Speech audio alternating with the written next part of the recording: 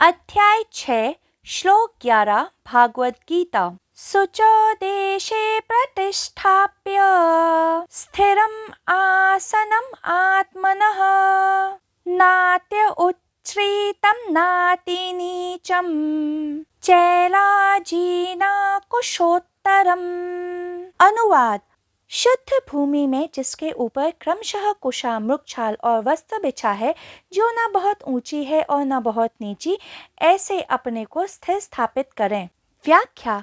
इस श्लोक में योगेश्वर श्री कृष्ण अर्जुन को अंतर हृदय उस एकांत में कैसे प्रवेश करना है उसका ज्ञान दे रहे थे।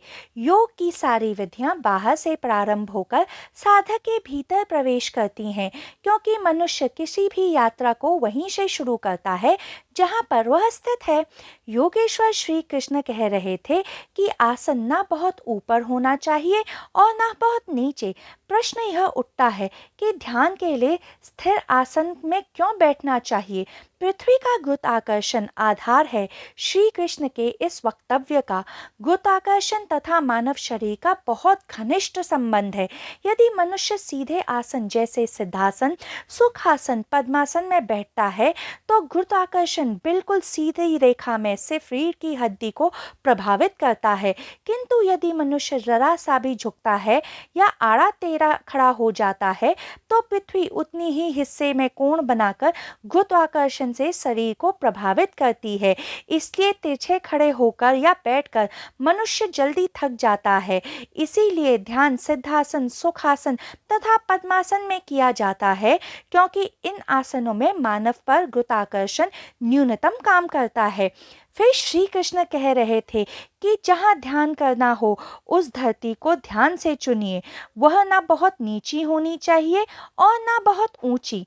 पूर्वी पृथ्वी हर समय अनंत तरह की ऊर्जाओं, तरंगों तथा कंपन से प्रवाहित होती रहती है। जितने नकारात्मक, बुरी तरंगें, कंपन और ऊर्जाएं होती हैं वह भारी होती हैं, इसलिए उनका प्रवाह पृथ्वी के भीतर ज़्यादा होता है, तथा जितनी सकारात्मक, श्रेष्ठ ऊर्जाएं, तरंगें तथा कंपन होते हैं वह हल्के होते हैं, इसलिए वह ऊंचाई पर होते हैं।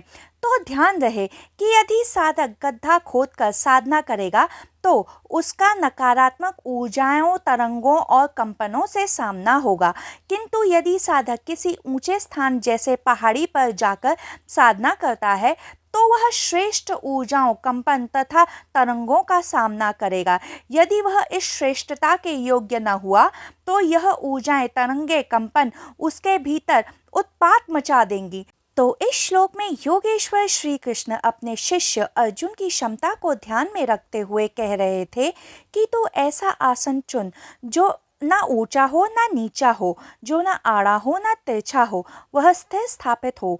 आधुनिक विज्ञान यह कहता है कि साधारणतः मानव शरीर विद्युत का भंडार होता है।